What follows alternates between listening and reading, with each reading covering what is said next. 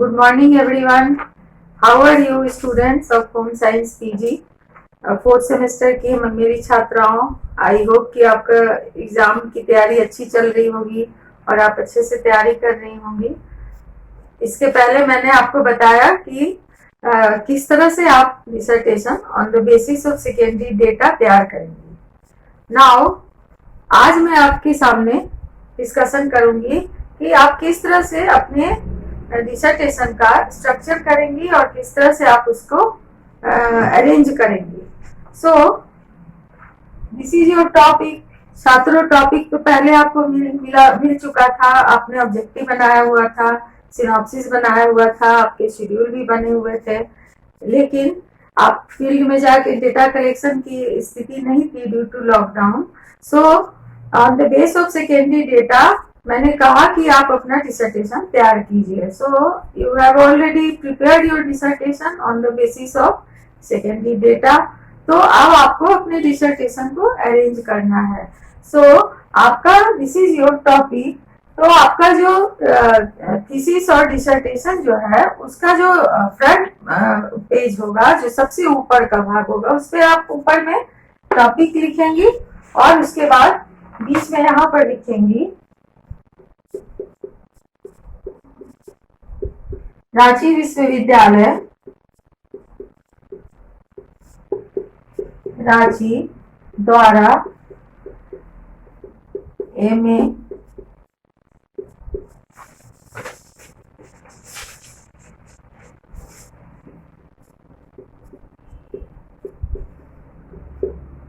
गृह विज्ञान विषय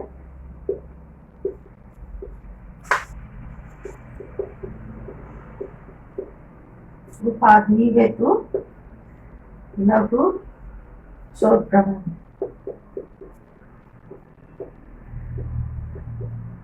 ओके, यहाँ पे आप अपना सत्र देंगी, सेशन आपका क्या है, और फिर आप इधर शोध निर्देशिका का नाम लिखेंगे, अपनी सुपरवाइजर या गाइड का यहाँ नाम देंगे, और इसके बाद here is name of researcher, अपना नाम देंगी, शोधार्थी। सो इस तरह से आपका ये सबसे ऊपर का आपका डिसर्टेशन का होगा, रूप होगा। इसके बाद सेकंड जो आपका होगा उसमें आप इसी को दूसरे में भी आप, ये तो आपका ऊपर कूट के ऊपर आप पेज लगा के गम से चिपका के आप उसको तैयार करेंगे, लेकिन इसी का एक पेज आपका सेकंड में लगेगा जहां पर कि आपकी सुपरवाइजर और आपका सिग्नेचर होगा। नेक्स्ट जो आपका बनेगा वह होगा सर्टिफिकेट। पहला पेज ये हुआ। दूसरा आपका होगा प्रमाण पत्र, जो आपको विभाग से मिलेगा। तो प्रमाण पत्र में आप लिखेंगे यह प्रमाणित किया जाता है कि, इसके बाद योर नेम, यहाँ नाम, देन क्रमांक, रोल नंबर, देन पंजीयन संख्या, MA गृह विज्ञान विभाग,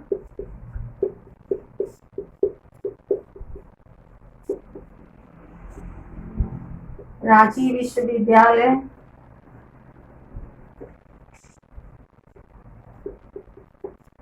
रांची की छात्रा है। इसके बाद लिखेंगे इन्होंने, यहाँ अपनी सुपरवाइजर का नाम लिखेंगे, उसके निर्देशन में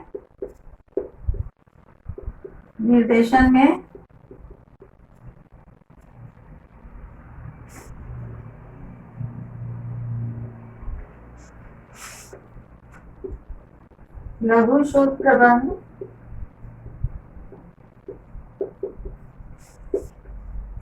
प्रस्तुत किया है।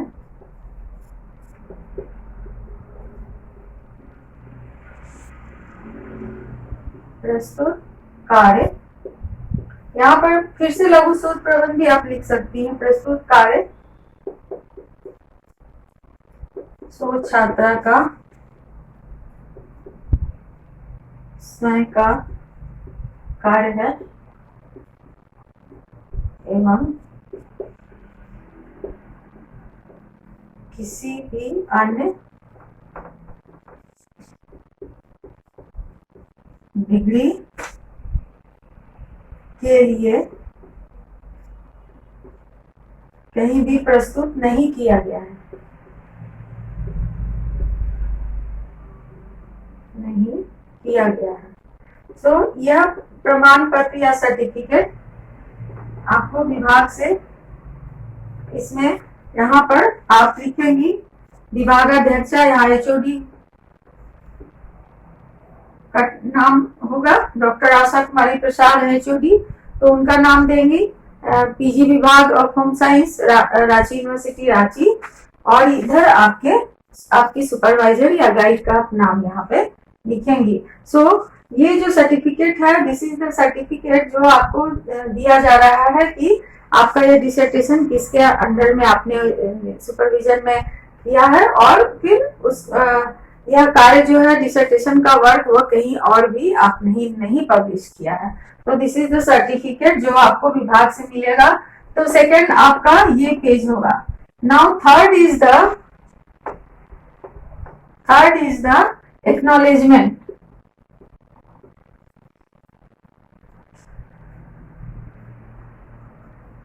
एक्नॉलेजमेंट मतलब आभार ज्ञापन। तो आभार ज्ञापन में आप यहाँ पर अपना नाम शोधार्थी देंगी, और आभार ज्ञापन में जिनको भी आपको आभार व्यक्त करनी है इस कार्य को करने के लिए, जिन्होंने आपकी मदद की है, आपकी सुपरवाइजर हैं, हेड हैं, टीचर्स हैं, फिर और भी जो आपके फ्रेंड्स हैं, या सेकेंडरी डेटा के इनका कलेक्शन में जिनसे आपने सहायता ली है, दीज ऑल आर, जिनके नाम आप देना चाहती हैं, उनके प्रति आपको आभार व्यक्त करना है। तो वह आप यहाँ पे आभार व्यक्त करके, क्योंकि आप आभार व्यक्त कर रही हैं, तो यहाँ पे आपका नाम आएगा। So this is your third chapter. Now अब आप आइए, इसके बाद जो पेज होगा वह आपका होगा, आ जाइए आप अपने डिसर्टेशन पे। तो यहाँ पे आप देखिएगा कंटेंट, नेक्स्ट में आपका कंटेंट शुरू होगा, ठीक है, कि आप कैसे कैसे आप उसमें लिख रही हैं अपने। तो कंटेंट में आपका प्रथम अध्याय, द्वितीय अध्याय, इस तरह से आपका शुरू होगा। प्रथम अध्याय, यहाँ पर पेज संख्या, प्रथम अध्याय में आपका प्रथम अध्याय क्या होगा, जो है होगा आपका परिचय। जो भी आप देंगी वो यहाँ लिखेंगी, और इस परिचय कितने से कितने, सपोज अगर 1 to 10 पेज आपके परिचय है या 7 पेज परिचय है, तो वो आपका 1 to 10 आप अपना देंगे। Sorry, now this is the content, जो आपके कंटेंट होगा। अब आप आइए कि आप अपना चैप्टराइजेशन किस तरह से आपका होगा। तो फर्स्ट मैंने बताया था कि आपका, या इस तरह से आप अपना फर्स्ट पेज आपका फ्रंट पेज हो गया डिसर्टेशन का, सेकंड जो है वो आपका सर्टिफिकेट हो गया, थर्ड है वो एक्नॉलेजमेंट हो गया, फोर्थ इज द कंटेंट, जो भी आप डालती हैं सामग्री, कैसे सामग्री का अरेंजमेंट आपने कैसे किया है उसके बारे में आप बता रही हैं। Now come to the content, ये आपका पहला चैप्टर क्या है, प्रथम अध्याय।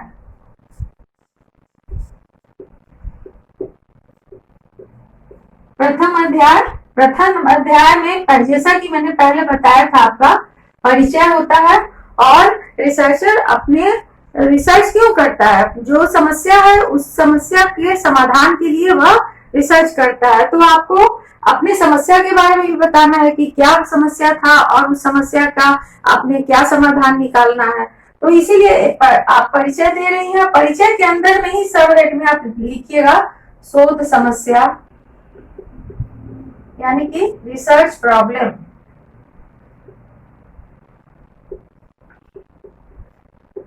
रिसर्च प्रॉब्लम परिचय में ही सब हेड में आपका आएगा। देन रिसर्च क्वेश्चन,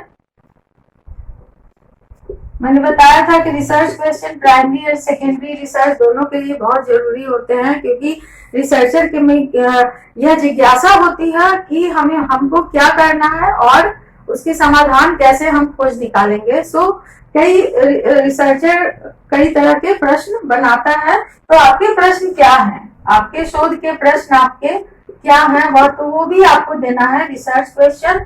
और उसके बाद आपको देना है कि आपका significance of problem, significance of problem यानी आपका जो समस्या जिस पर आप शोध आपने किया है वह कितना महत्वपूर्ण है। क्योंकि शोध जो भी रिसर्चर करता है वह क्यों करता है, अपने समाज की भलाई के लिए, लोगों की भलाई के लिए, जो भी समाज में समस्याएं हैं उनको दूर करने के लिए। तो आपकी रिसर्च से क्या उसका फायदा पहुंचेगा, उसका कितना इंपॉर्टेंस है। सो सिग्निफिकेंस ऑफ द प्रॉब्लम यानी कि समस्या का महत्व।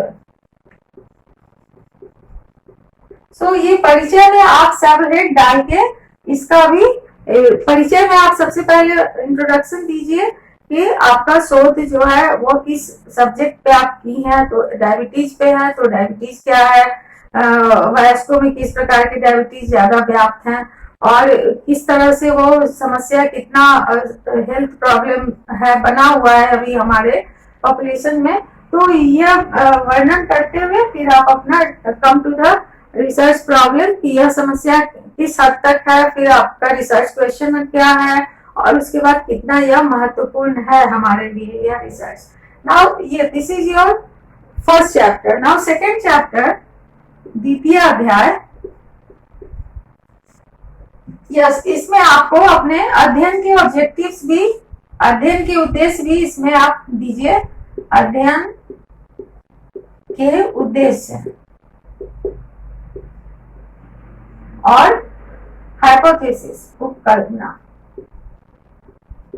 सो अध्ययन के उद्देश्य आपके क्या है। एक तो आपने बनाया है कि मध्य आयु वर्ग के लोगों में मधुमेह की कितना प्रतिशत में प्रिवलेंस है, कितना ज्यादा व्याप्त है। रांची शहर के जो मध्य वर्ग पॉपुलेशन है वह फाइंड आउट करना है। और दूसरा है कि फिजिकल एक्टिविटी और डाइटरी हैबिट का कितना प्रभाव पड़ता है इस डायबिटीज पे। सो यह आपका उद्देश्य है, तो उद्देश्य लिखिए और उपकल्पना। अब उपकल्पना जो है वह आप अपना उपकल्पना आपने क्या बनाया है, उपकल्पना हम क्यों कैसे बनाते हैं। जो भी हमारा शोध समस्या होता है और हम सेकेंडरी इंफॉर्मेशन या स्टडीज का जो रिव्यू करते हैं उस पर आधारित हमारा एक अनुमान बनता है कि यह स्थिति ऐसी है। तो रिसर्चर एक उपकल्पना यानी पूर्वानुमान वो बनाता है।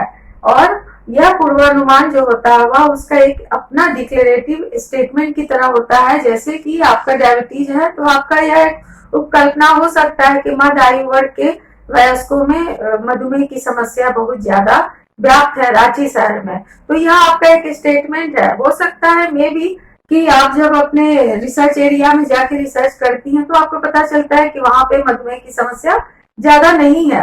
But before the going to the field and collecting the data, आपका यह अपना एक आपने माना एक पूर्वानुमान लगाया कि मध्य वयस्क आयु वर्ग के लोगों में मेल में बहुत ज्यादा संख्या में ये डायबिटीज की समस्या है। तो यह उपकल्पना जो है वह रिसर्चर का एक डिक्लेरेटिव स्टेटमेंट होता है और इसे हमेशा डिक्लेरेटिव स्टेटमेंट की तरह लिखनी चाहिए और प्रेजेंट टेंस में इसे लिखनी चाहिए। तो यह आपका प्रथम अध्याय होगा। जो द्वितीय अध्याय है, सेकेंड चैप्टर,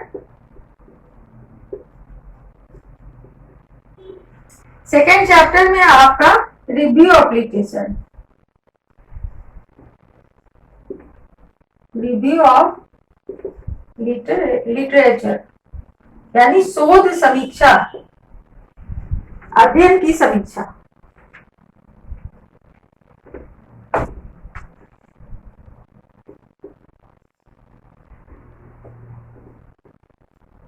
की समीक्षा।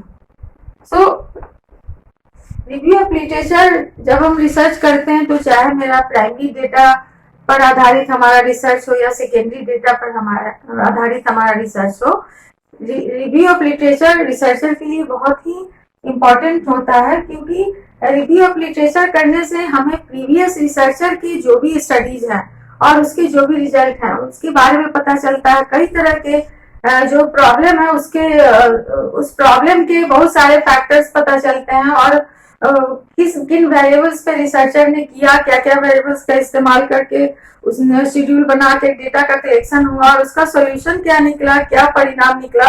तो इन सारी चीजों के बारे में जो रिसर्चर है उसको पता चलता है प्रीवियस रिसर्च के बारे रिसर्चर से। तो उससे क्या मदद मिलती है, हमें जो अभी रिसर्च हम करते हैं उसमें हमें मदद मिलती है, पता चलता है हमें कि पहले क्या प्रॉब्लम था, कि उसका मैग्नीट्यूड ऑफ प्रॉब्लम क्या था, कितने प्रतिशत में था। तो आपको आगे मार्गदर्शन देता है प्रीवियस रिसर्च जो भी होते हैं। तो इसीलिए ये चाहे आपका प्राइमरी रिसर्च हो या सेकेंडरी, दोनों में review of studies is very important. तो आपका तो डिसर्टेशन सेकेंडरी डेटा पे ही आधारित है, तो आपको रिव्यू ऑफ लिटरेचर में सभी जितने भी सेकेंडरी सोर्सेज से आपने स्टडीज का रिव्यू किया है उसका पूरा आप देंगी, और उसका फिर अपना जैसा कि पहले मैंने बताया था कि सेल्फ एनालिसिस जो आप प्रीवियस रिसर्चर का रिजल्ट और फिर अपना एनालिसिस आपको देना है उसमें review of literature. Now third chapter is अध्ययन विधियां, methodology,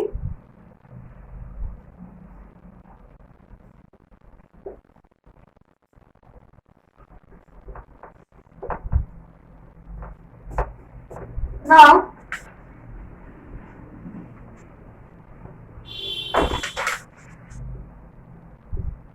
third chapter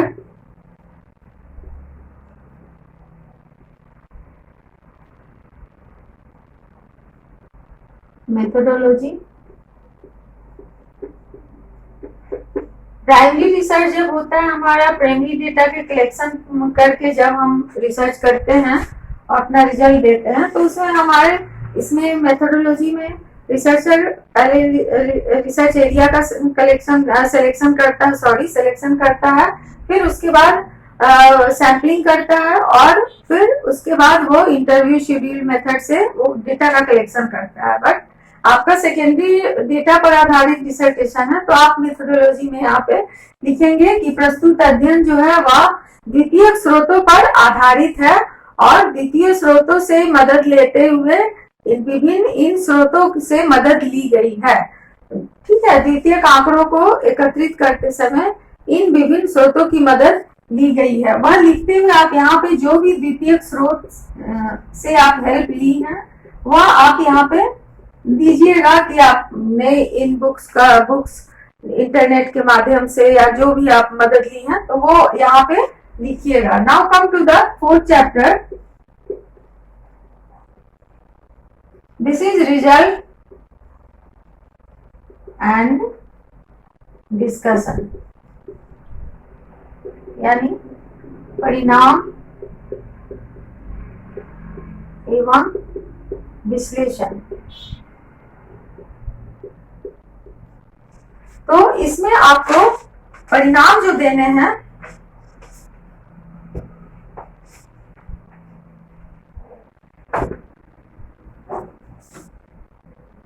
result and discussion में आपको जो भी आपने रिव्यू ऑफ स्टडी किया है उसका जो रिजल्ट है, डेटा एनालिसिस है, उन सभी का अच्छा से स्टडी करना है आपको। उसमें आपको यह ध्यान देने की बहुत आवश्यकता है कि जो आप रिव्यू ऑफ स्टडी करें उसका कंटेंट क्या है, क्योंकि आपको अपने ऑब्जेक्टिव और अपने रिसर्च क्वेश्चन जो है उसको ध्यान में रखना है कि आपका रिसर्च क्वेश्चन क्या है। रिसर्च क्वेश्चन पर आधारित होकर आपने ऑब्जेक्टिव बनाया है, और ऑब्जेक्टिव आपके क्या है, पहला तो ये है कि आपको प्रिवलेंस रेट पता करना है, कितने प्रतिशत में रांची में जो भी आपका रांची सर, अभी तो आप फील्ड में नहीं गए तो रिसर्च एरिया का सिलेक्शन नहीं हुआ, तो ऑन द होल आप जो भी सेकेंडरी डेटा से आपको मिलते हैं इंफॉर्मेशन, तो उस आधार पर आप पहला ऑब्जेक्टिव को बता सकती हैं कि इतने प्रतिशत में एडल्ट मेल जो है उनमें मधुमेह की समस्या है। बट सेकेंड ऑब्जेक्टिव में जो आप देखिएगा तो इसमें आपका डाइटरी हैबिट और फिजिकल एक्टिविटी, यह दो वेरिएबल्स आपके हैं। तो फिजिकल एक्टिविटी के लिए सेकेंड सोर्सेज में आपको सेकेंड जो रिव्यू करेंगी उसमें आपको ध्यान देना है कि डाइटरी हैबिट में प्रीवियस रिसर्चर में किन किन वेरिएबल्स का को चुना है डाइटरी हैबिट को पता करने के लिए।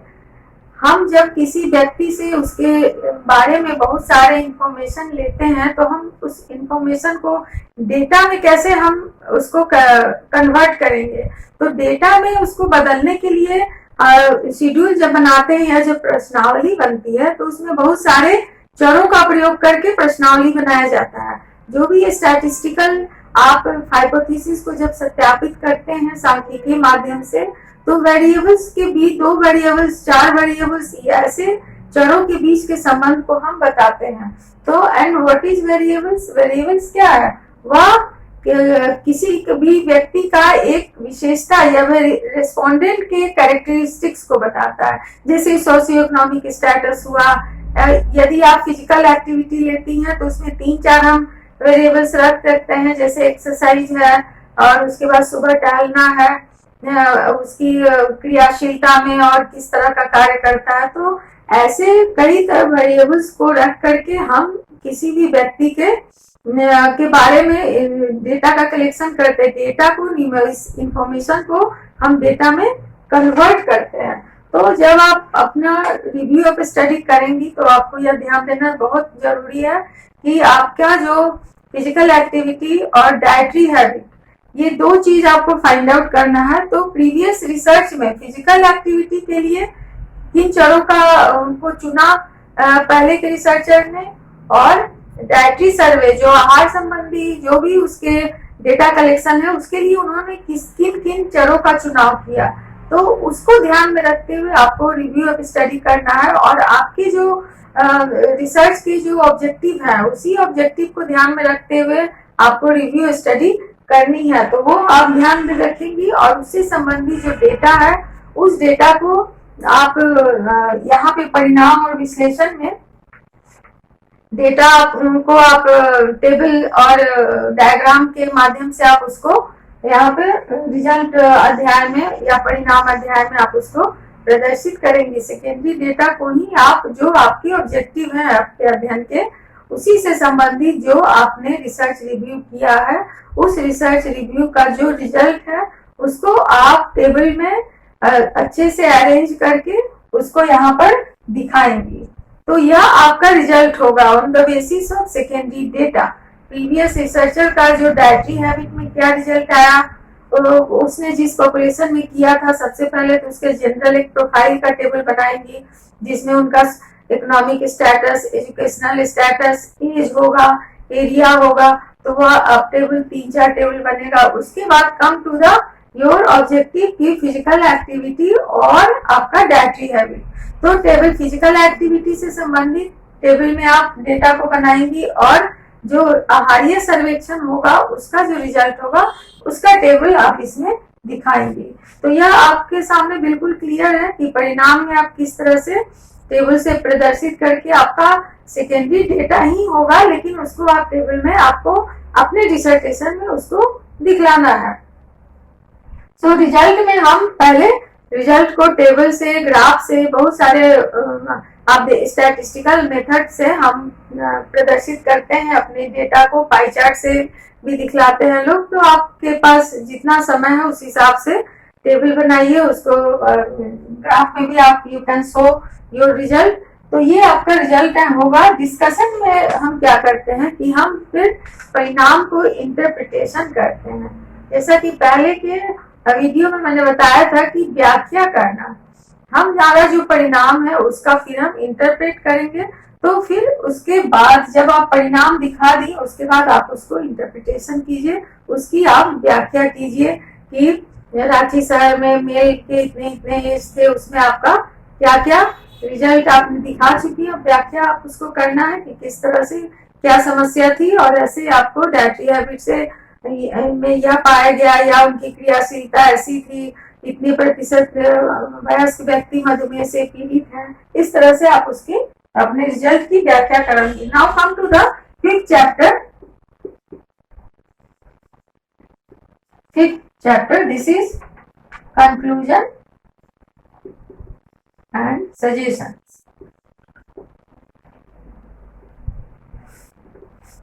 यानी कि आप निष्कर्ष एवं सुझाव। यहाँ पे बहुत बहुत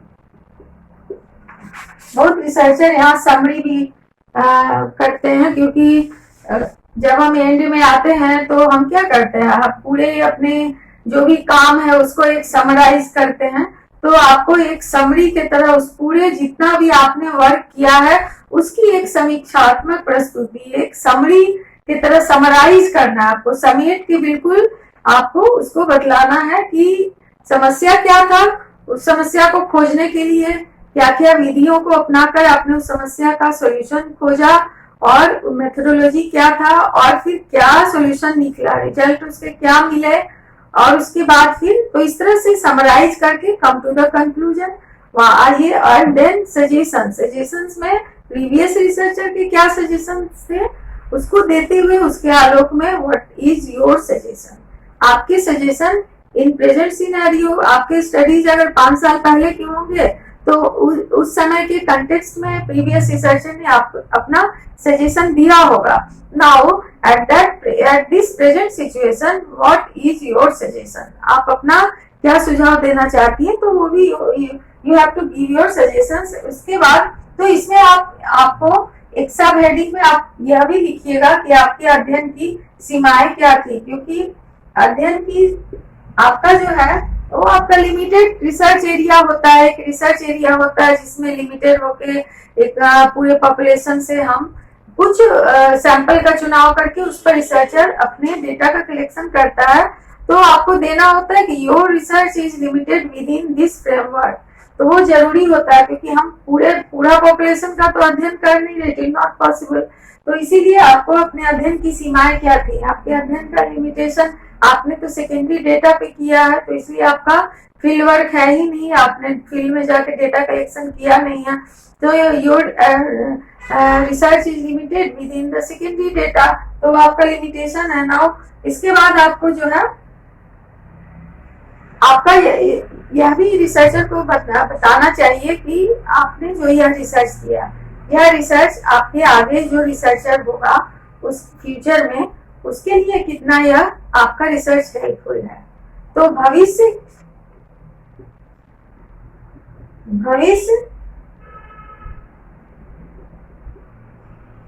भविष्य शोध के लिए सहायक, फ्यूचर स्टडी अगर कोई करता है उसके लिए आपका रिसर्च कितना हेल्पफुल है, क्योंकि आपके बाद फिर कोई और रिसर्चर आएगा, नया रिसर्चर आएगा, वह आपका स्टडी को रिव्यू करेगा, तो आपका रिव्यू स्टडी करेगा तो उसके फर्दर स्टडीज में आपका यह रिसर्च कितना सहायक होगा। क्योंकि रिसर्च हम क्यों करते हैं, रिसर्च हम किसी के समस्या के समाधान को खोजते रहते हैं। रिसर्चर क्या करता है, निरंतर खोज करता है, तो आपका जो खोज है वह खोज आगे के भविष्य के जो रिसर्चर है, आने वाले जो नए रिसर्चर है उनके लिए कितना सहायक सिद्ध होगा वह भी आपको लिखना चाहिए।